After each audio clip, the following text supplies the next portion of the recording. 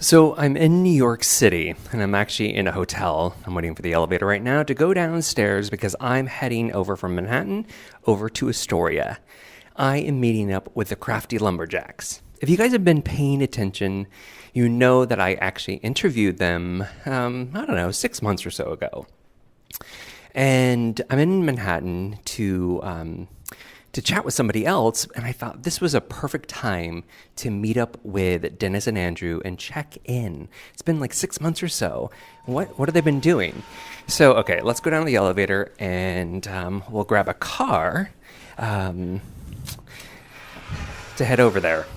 So, why interview them again? I've been thinking about this for a bit, and I was excited to find out. You know, it's been 6 months since they've been working with HGTV online. You know, what have they grown? What have they experienced from that? They've opened an online store. What has that been happening? And you know what? I've never met these guys in person. We only met on Skype. So I kind of feel like I have these friends and I really want to meet them. So, okay.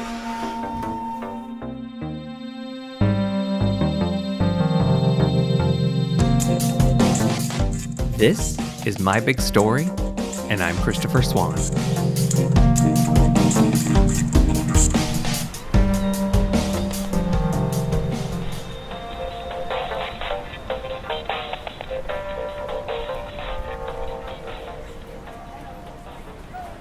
All right, I'm outside waiting for the car, and so about these guys, this is part of the reason I'm actually doing this show, is not just to, find out people's stories. I mean, that's obviously a key piece of this and find out what they're doing, but it's also I'm making relationships and I'm building relationships, and isn't that what we're all trying to do? So these guys, I feel like they've been friends online, but I think my car is here. Let me jump in and we'll go from there. All right, guys, hold on. Hey there. Christopher, right? Yes. Yes. Okay. Good. How are you this morning? Very good, thank God. How about you? I'm good. I'm doing well. That's good to hear. Hey, I'm actually recording a little something. I need to put it on my podcast. Is that okay if I do that? No problem. Okay, Anything thanks. you like to do. All good by me. Okay. I was in the middle of it as I was getting in the car. So I'm just going to finish it so they can all hear all this. All right, so we're off to Astoria, and so I'm going to head over there. I prepped a little bit, but really I want to keep this kind of unique and fresh just because I know these fellas, and I just want us to have a conversation versus maybe the normal interview you might hear from me. Additionally, we're also collaborating on something as well. Since they have a YouTube channel, we're going to do something together. I'm not going to tell you what that is in case that comes out later, but you'll have to see. But it'll be fun for us to do that.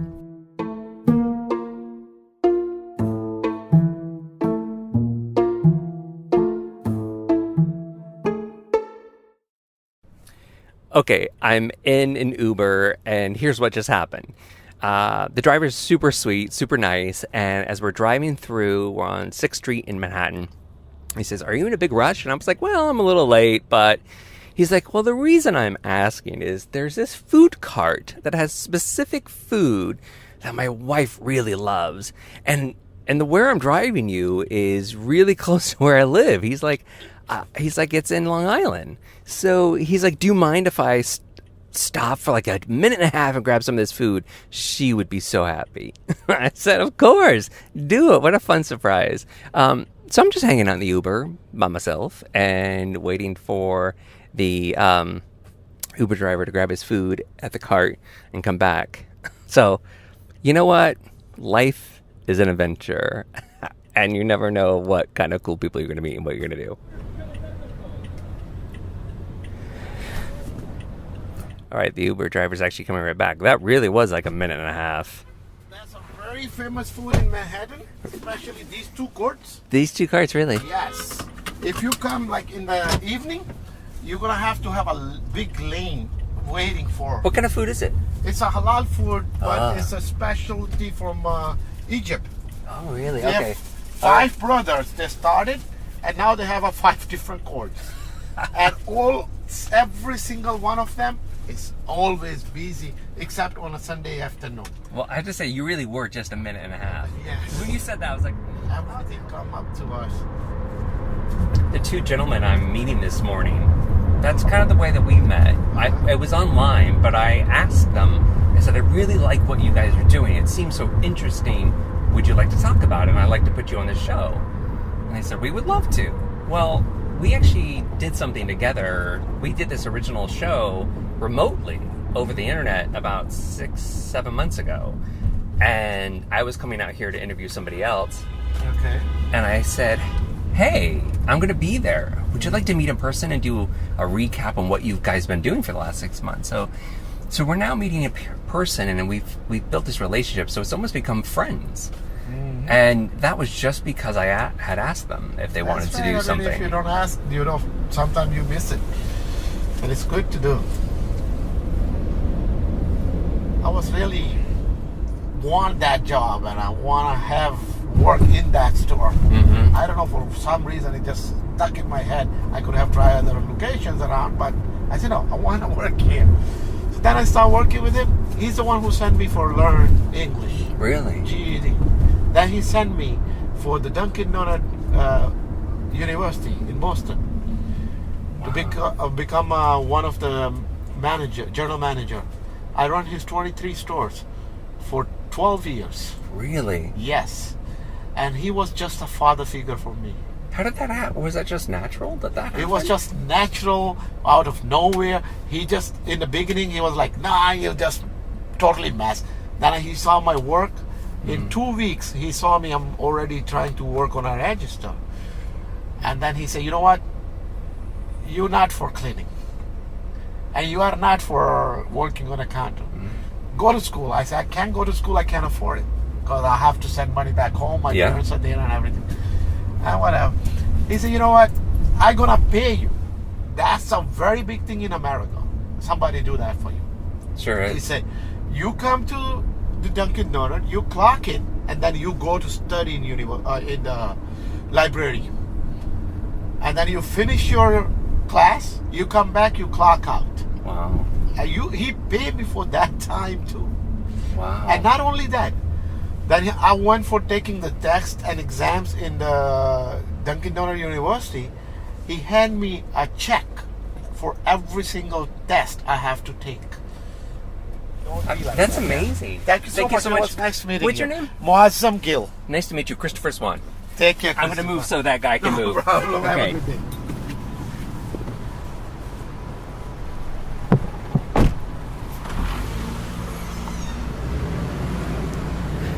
All right, so I'm just out of Uber. Oh my God, that story was amazing. I captured parts of it, but not the whole thing. And so I'm here. I'm going to text the guys and figure out where they're at. I don't know what side of the street I'm supposed to be on. Okay, so let's do that.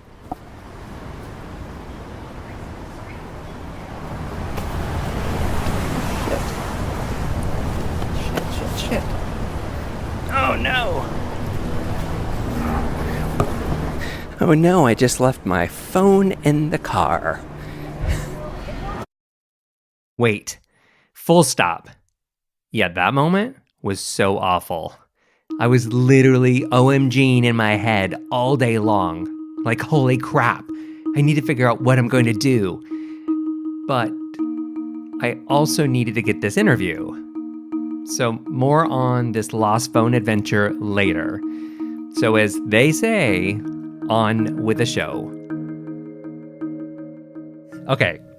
Well, guys, welcome back to the show. Thank you. Yeah, it's thanks good for to having see us. you. Oh my gosh, I know in person. Yes. I know. That's amazing. It's really great to meet you, finally. Likewise. I mentioned this earlier in the intro that I felt like we're already been friends for so long, and you guys were on the show about 6 months or so ago, I think. Yes. Time flew. This year is flying by. Yeah, we can't It's believe crazy. it. It is. So I want to talk a little bit about that. I want to check in with you guys. You're the first time I'm revisiting guests on the show, and I want to find out what's been happening in these last months. When we first left off those many months ago, you guys were really in the thick of just, doing your thing, the Crafty Lumberjacks. And you have been working with HGTV online, and you've been doing that further along. You've opened a store online, and, you've started more YouTube. You've done a few different things. So what's new? Like, what's in the depth of those 6 months for you guys? Well, actually, while we were doing this and in the thick of this, my father passed away, and it kind of slowed everything down. You kind of forget, you get involved with something, and you kind of forget about real life and the things that really matter. So we kind of took a step back from that just because we wanted to kind of find our new norm with my family, and Andrew, of course, as a part of my family. So everything kind of slowed down, and we took a step back just to kind of rekindle relationships with family and such like that. So we kind of took a step back, but we are still doing YouTube. We are still working with HGTV. We've really found in the last couple of months that we've really been taken in by our community, Astoria, where we live. Oh, really? Now we're doing a lot of pop-up events and projects. We are doing an event at a local It's event like a space where they have like space. comedians. They have different things going on. It's called QED. How did that happen? That this, not just the event, but like, how did the community aspect happen? Is that something you dived into? It's all through Instagram actually, which is so incredible. So there's a local boutique shop in Astoria, and they kind of took us in. What? Lockwood. Yes, Yeah. Lockwood. They took us in. They had a Valentine's Day event, and they wanted us to come by just because we were local and kind of like Instagram famous in our community, So they wanted us to come by, do a little craft event, and they said it was one of their most successful events that they've had at the store. So we were like, "Oh, that's awesome!" Yeah. And I guess just through there, that opened up new doors, and then other people started approaching us saying, "Hey, would you want to do an event here?" Giving us the lowdown. And Yeah, that event we had a lot of people coming up. They were like, "Oh my gosh, we follow you! I can't believe we're meeting you!" And it was really great. It was cool, and we'll see them on the streets now. Does that feel weird? The Very. Insta famous? Yeah, Yes. it's bizarre, and it's always when we're like just out of bed, just like running to grab a coffee, not expecting it, that we'll like run into somebody and we'll be like, "Oh God." And we try to get to know our Instagram followers, and we leave comments and kind of follow along or kind of play catch up if we see someone that we recognize. So we're very familiar with the people we follow, but sometimes when you're just not expecting it, you don't know who they are right at first. Yes. Sure. So we always just feel a little uncomfortable. What's your handle? What's your name? Okay. And then we kind of put the pieces together a little later, but just in the moment, it's always a little jarring. With your platform, is it important to be a connection to this diverse or inclusive sort of experience? Like, are you trying to make sure there's a voice out there or be part of something? I don't know if we're consciously trying to be a voice, but I do think it's important for us to be who we are. And in that, yes. I wonder on the flip side of that, your fans see you as that voice, even if you're not being it, because you guys are a couple and you are sharing that online and you're doing this together. So I wonder if you are kind of this voice for a community, even though that's not what you've set out to do. Do you think that's true? Absolutely. Yeah, I definitely think just kind of sharing who we are as a couple opens those doors. It's funny because I remember spending so much of my life trying to do the opposite. Oh, really? Like not staying in the closet, but just not Vocalizing and being right. So present in the it front. feels great to be welcomed by so many members of the community and be able to share all of that. Sorry, is that enough? I don't know. No, that was great. That was great. I think that said a lot. Great. Just because of truthfully, it was just like you guys are getting comfortable with the space, and maybe it was even a growth period for you to become comfortable in that space. Yeah, I mean, even just sharing things just with technology and social media, I think it took a little bit of time to, as like a person, to be comfortable sharing so much Because it's and now so public. And now it's so expected. It's so expected that you have a Facebook page and that you post all your pictures and that you like find political articles or whatever people expect you to do. Do you think that's difficult, though, this expectation from people that are doing this? Like, because there's pressure, right, to post all the time. But is it also difficult to feel like you're meeting the needs of what your fans are, but trying to find a private space for what you want to share, or how big of a voice you have on something? Yeah, I think we've kind of gone from posting a lot just to post to posting what we want to post. We kind of talked about that in our last podcast, and I think it's true. We do want to be putting out content regularly, but sometimes we'll kind of take a step back and just be like, okay, we're not going to post today. What about personal? Because of this Insta fame sort of stuff, right? That happens, especially when you're not expecting it. That, for me, I have noticed, like, when something like that might happen to me, I think, oh, what have I been sharing? Like, it starts to make me think a little bit like, am I oversharing? Am I sharing too much? Because it's hard for me to think about the reach, but the reach is real. Yeah. So do you guys worry about that at all now? I don't think so, because most of our content is either a craft or us. Right. We don't really dive too much into politics or anything outside of crafting and what we look like. You mean the politics of crafting? Politics of crafting, yes. Oh my gosh, could you make that show? Yes, we should. I don't know what that is, but it would be amazing. I love the title alone. Politics of crafting. I feel like there should be a song too. Yes. You should have a theme song. Yes. We should really go on this.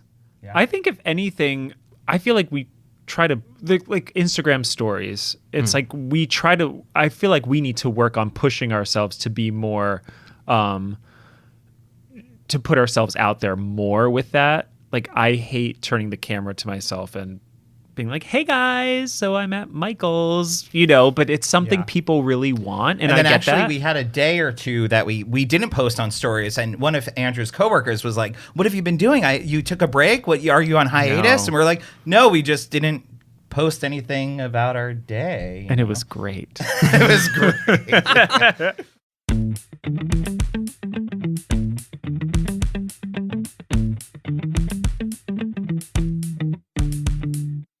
I'm so curious about this too, because we didn't talk about this, but it really influences who you are and how you're showing up in your show and the things that you're just doing. Because, we talk a lot about Crafty Lumberjacks. Well, that's only a part of who you guys really are, right? Yeah. There's a bigger story to you. You guys both love theater. You've been working with theater. Dennis, you just came off, working with the children doing Grease. And so I know this is a big part of you. So going forward, it's only been 6 months and you had a little bit of a break, but do you see this picturing, like, do you picture it more together? Like, is there theater going to influence the Crafty Lumberjacks at all? Or does it give you any more? We talked about this a little bit in Uber. Like, what's next for you guys? What else do you want to do? And you do say it's bigger, but what does that mean? I mean, I think we want to keep pushing ourselves forward, and we want to grow as much as we can to create new opportunities. I'm not really sure how much of that has changed. Yeah.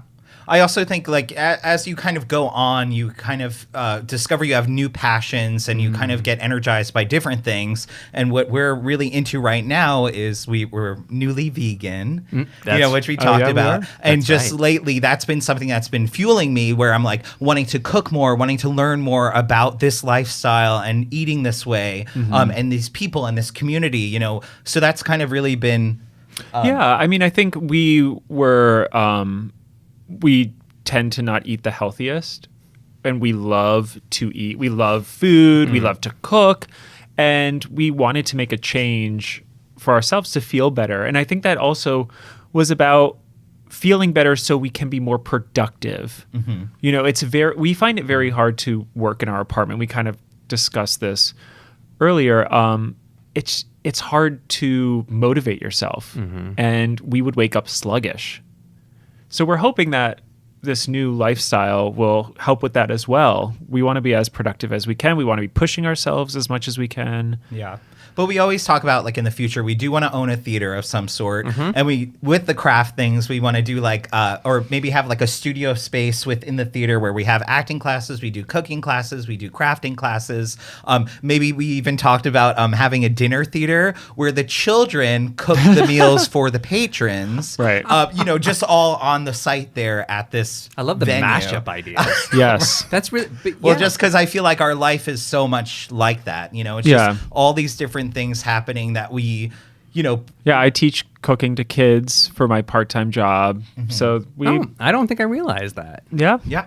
Which I see why it's part of the new theater. Yes, exactly. We're going to They'll be put them to making your work. meal. Yeah. We'll make them pay for classes, and then we'll make them cook for yes. patrons. No, this is perfect. what Andrew and Dennis want to eat. So you will, Yes. you'll make this. Well, that's kind of awesome. I think that a lot of people, I think they stumble when they love so many different things because they feel like they have to choose.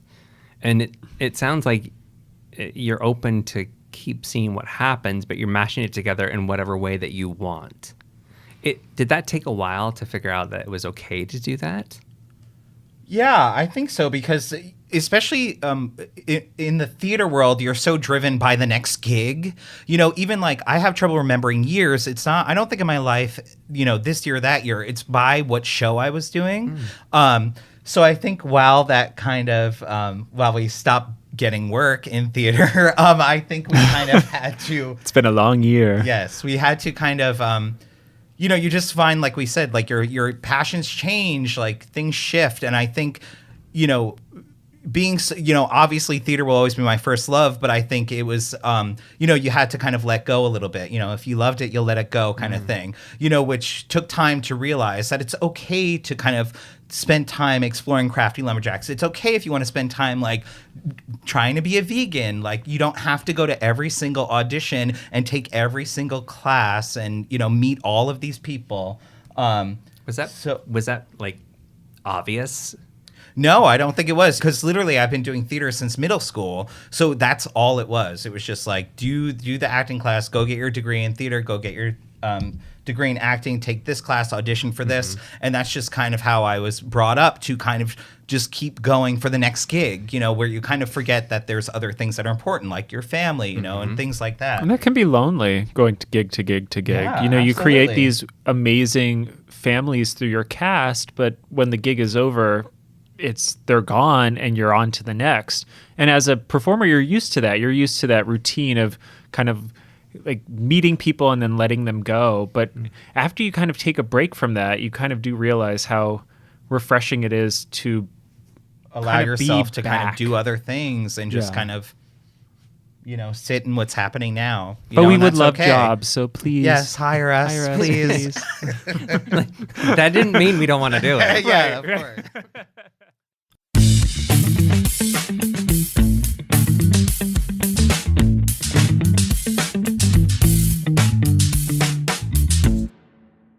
What are the mysteries for you guys? Like, hey, if you look at other accounts, like how do they do that? Well, we follow some moms who juggle incredible Instagram accounts, incredible blogs, and kids at the same time. So when people have so much on their plate, like I feel like we're juggling a lot, but some of our followers are juggling like bowling balls. Like, so I'm always like curious, like, how they do do that? Yeah. you do it? So is there any questions that you would have from your followers that you wonder about? Like one of the things that makes me think about is when you post that one photo that you think is going to be amazing and it's not. I mean, are you wondering like, why don't you guys like this? No. Or no, you guys just don't like this. And you don't know what's good for you. no, No. I mean, I'm just always fascinated about like money and how people live. I'm like, or when we're looking to buy, because we live very humbly and don't really. I mean, yeah, We're poor.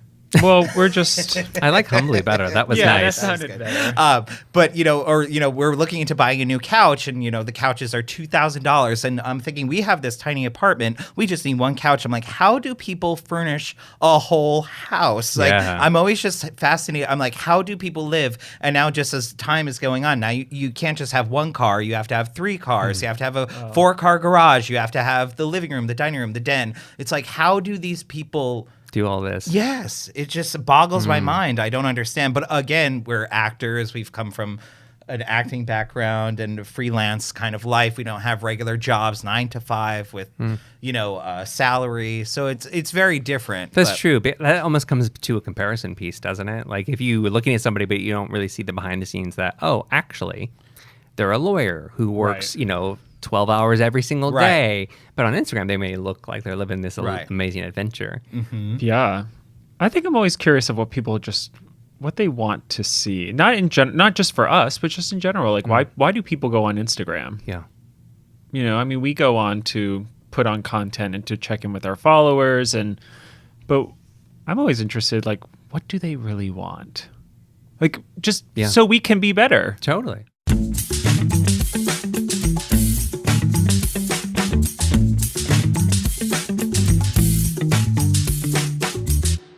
Like I told you, I always have these ideas. Who knows if they're any good? I'm going to reverse the questions. Is there anything that you want to know from me that we haven't talked about? Now you're on the spot.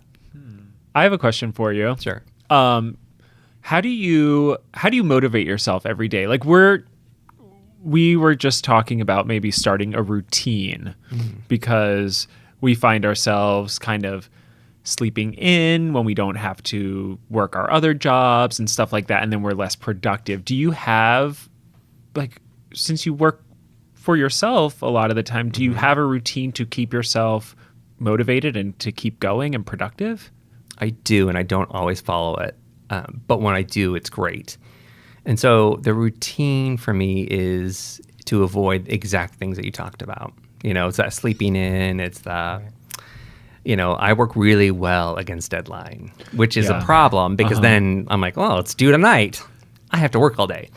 So I do have a routine, and I like to be organized. I'm not always perfect at it, but the things that I found are prioritization is the key for everything. And that's big things and small things. So I look at everything. It's like when you guys talked about a perspective, like, why are we worried about the little things? It doesn't matter. So when I think about priority, is it working toward my big goal? And so I make a list all the time. And it could be on a Post-it note, it could be whatever. And then I look at those things and say, what things do I need to really get done? And when does it need to be done? And because I can be very easily like, here are 20 things I'm going to do today. I'm really only going to get 5 of those done. Let's be realistic. And so my routine every morning is to kind of go through that. And I prioritize either the day. If I'm feeling really good, I do it the night before, but that doesn't always happen. At least I start my day that way. Like I'm having coffee in the morning. I'm like, what are the things I got to do? And the one piece I always kind of keep in my mind is, and what's the thing that's the most important to work toward the goals I'm working on that I don't want to do? That stuff you're like, yes, I know it's really good and I really need to do it. And you put it off for later. Yeah. I don't. I make it the first thing I work on. And it's painful sometimes and I want to do it. But if I wait till the end of the day, my motivation is gone and then I don't do it. Right. So I always do the hardest things first. And then the small things are just like, boom, you can get them done. So the other thing I do is I take breaks. If I don't take a break, and that means throughout the day or don't work 7 days in a row, or like you see this on Instagram a lot, right? The nature pictures or whatever. I really am doing that all the time. And I'm doing it more than I even post. So that helps me if I'll take an hour and I'll go walk around wherever I need to and I listen to a podcast. Sometimes I'll listen to a podcast for motivation or something to break the silence. Like I'll listen to a comedy podcast sometimes just to get out of my head. And that I feel like can come back. So I do stick with the routine. I think it matters on you find the things that work for you, but know that there are things you need to do. And priority is the key, I think. Those are good tips. Yeah. See, we make a lot of lists too, but we never look at them. That's the issue because we'll always write these to-do lists. Dennis is a list master. Yeah, I need to like see it, but then we never revisit our lists, which is so bizarre.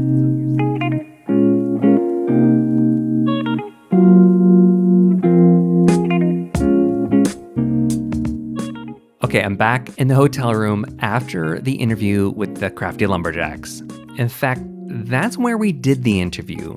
3 of us crammed up against the desk while I'm sitting on a luggage rack.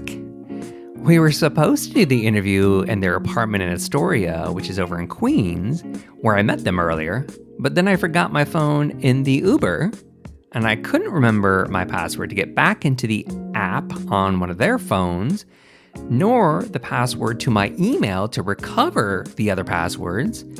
So plans quickly changed. It took us all day to track it down and to get it to come back to me. But the fellas were amazingly sweet in helping me get it back. I owe them big time. One more quick update about the Crafty Lumberjacks. Since we recorded this interview, they have been two busy guys. They've had multiple collaborations, events, and so many crafts. Also, it's now been a year or more since they've been part of the HGTV Handmade team. And they have now been guests on ABC's The Chew twice, showing off all of their craftiness. All things DIY. Please welcome the Crafty Lumberjacks, Andrew and Dennis. And then we're just going to add them on with a little bit of craft glue. Craft glue, all right. And that's it. That's our first little Thanksgiving craft. Thank you so much. Here you go. I want to just do this. So Andrew and Dennis are definitely doing something right. Then the Uber driver. He was awesome. Not only did he share parts of his story with me and some really smart advice, he also came all the way back into Manhattan and hand-delivered my phone to me. People are amazing. I'm so grateful. I asked him if I could take a picture with him and show all of you because this guy, he's awesome. So you can see this photo and a couple more with the Crafty Lumberjacks by following me on Instagram and Twitter at @MeChristopher and on Facebook at @TheChristopherSwan. If you check out mybigstory.show, you'll find more info about the day's adventure, including the best ways to connect with the Crafty Lumberjacks. After that, make sure you sign up to the Awesome Finds newsletter at awesomefinds.info to see exclusive details about my adventures and to see ideas, stories, and creativity that energizes me. Okay, one more thing. If you're still listening, I know you love the show. So thank you, and I love you for it. But have you told your best friend about the show yet? Or what about all of your non-besties? Think about it as doing me a favor to help change the world. I mean, listen, these stories and people are amazing. They would change the world. So go share something about the show on Facebook, Twitter, Instagram, or even LinkedIn. And if you tag me in it, I'll definitely give you a shout out. Okay, that was a crazy day. I'm going to remember this interview and trip forever. Thanks for coming along. Now keep your phones in your pockets when you're in an Uber or Lyft. I'm Christopher Swan, and this is My Big Story.